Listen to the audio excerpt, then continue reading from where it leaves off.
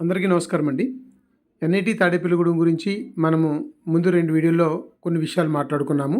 ముఖ్యంగా ఏవైతే female super numerary seats ఉన్నాయో ఆ సీట్స్ గురించి నేను డీటెయిల్గా ఒక వీడియోలో చెప్పాను. అలాగే రెండో వీడియోలో కంప్యూటర్ సైన్స్ అండ్ ఇంజనీరింగ్కి సంబంధించి ఏ ర్యాంక్ నుంచి ఏ ర్యాంక్ వరకు సీట్ వచ్చింది, అది సూపర్ న్యూమరరీలో ఎంత వచ్చింది అనేది ఒకటి, మెకానికల్ ఒకటి, త్రిబుల్ ఒకటి చెప్పాను. ఈ వీడియోలో ముఖ్యంగా ఈసీఈ గురించి మాట్లాడుకుంటే ఈసీఈ ఓపెన్ న్యూట్రల్కి సంబంధించి 24,588 ర్యాంక్ వరకు వచ్చింది. అదే ఫిమేల్ ఇంక్లూడింగ్ సూపర్ న్యూమరరీతో కలుపుకుంటే 23,576 ర్యాంక్ వరకు వచ్చింది.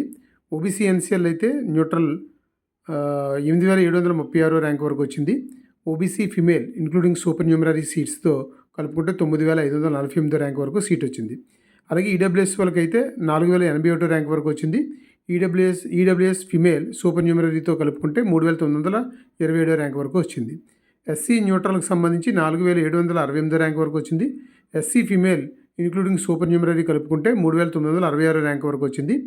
ST neutral 1,876, ST female including supernumerary ర్యాంక్తో కలుపుకుంటే 2,685 ర్యాంక్ వరకు కూడా సీట్ రావడం అయితే జరిగింది. మరి కంప్యూటర్ సైన్స్ అండ్ ఇంజనీరింగ్కి సంబంధించి ఏదైతే కొంచెం టాప్ అనుకుంటామో ఈసీ కూడా అంతే.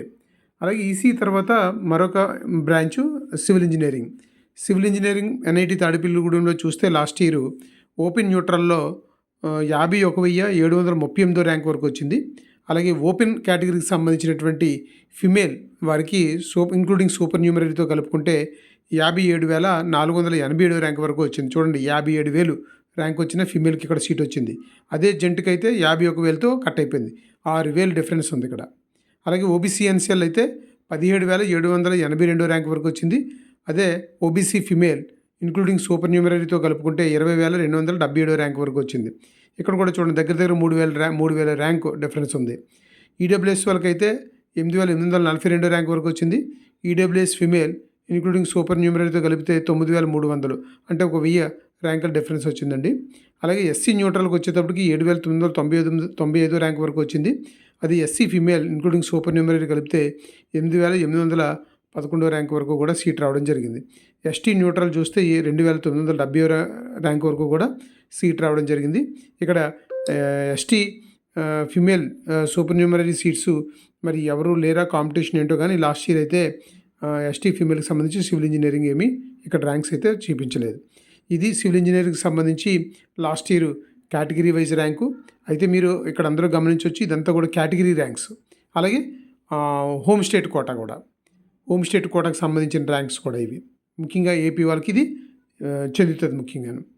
మరి చాలాసార్లు ఈ బ్రాంచ్ గురించి చెప్తూ ఉంటాను.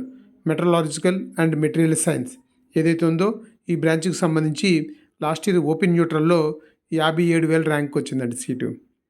అదే ఓపెన్ ఫిమేల్ ఇంక్లూడింగ్ సూపర్ న్యూమరరీతో కలుపుకుంటే 59,744, అంటే 60,000 ర్యాంక్ వస్తే కూడా ఓపెన్ వాళ్ళకి సీట్ వచ్చింది. 60,000 ర్యాంక్ సీట్ వచ్చిందండి మనకి ఎన్ఐటి తాడేపల్లిగూడెంలో. ఎన్ఐటీలో చదవాలనుకుంటే ఒకవేళ పెద్ద ర్యాంక్ వచ్చినప్పుడు మెట్రలాజికల్ అండ్ మెటీరియల్ సైన్స్ కూడా చాలా ఇంపార్టెంట్ బ్రాంచే, ఇది తీసుకోవచ్చు. అలాగే ఓబీసీ ఎన్సీఎల్ వాళ్ళకి అయితే 18,397 ర్యాంకు, ఓబీసీ ఫిమేల్కి అయితే 21,030. అంటే మీరు 21 అంటే ఇంటూ 4.2 చేసుకోండి, అంటే 80,000 ర్యాంకు. మీకు సిఆర్ఎల్ ర్యాంక్ 80,000 ర్యాంక్ వస్తే మీకు ఇక్కడ 21వ ర్యాంకు ఓబీసీలో రావచ్చు, అంచనాగా చెప్తున్నా. అలాగే ఈడబ్ల్యూఎస్ వరకు అయితే 9,364 ర్యాంక్ వరకు వచ్చింది. ఫిమేల్కి అయితే 11,306 ర్యాంక్ వరకు సీట్ రావడం జరిగింది. అది ఎస్సీ న్యూట్రల్కి సంబంధించి అయితే 9,382 ర్యాంక్ వరకు వచ్చింది. ఎస్టీ న్యూట్రల్కి అయితే 3,354 ర్యాంక్ వరకు కూడా సీట్ రావడం జరిగింది. అంటే వీళ్ళు చూడండి, దగ్గర 1,00,000 ర్యాంకు ఎస్సీ వరకు అయితే 1,00,000 ర్యాంకు, ఎస్టీ వరకు అయితే 1,20,000 ర్యాంకు సిఆర్ఎల్ ర్యాంక్ వచ్చినా సరే వీళ్ళకి సీట్ వచ్చే అవకాశం ఉందని మనకు అర్థమవుతుంది. ఇది లాస్ట్ ఇయర్ ఎన్ఐటి తాడేపల్లిగూడెంకి సంబంధించి ఈ 3 బ్రాంచులలో ర్యాంక్స్ గురించి మీకు చెప్పాలని వీడియో చేస్తున్నాను. మరి అందరూ కూడా ఈ వీడియోని సబ్స్క్రైబ్ చేసుకోండి, లైక్ చేయండి, అందరికీ షేర్ చేయండి.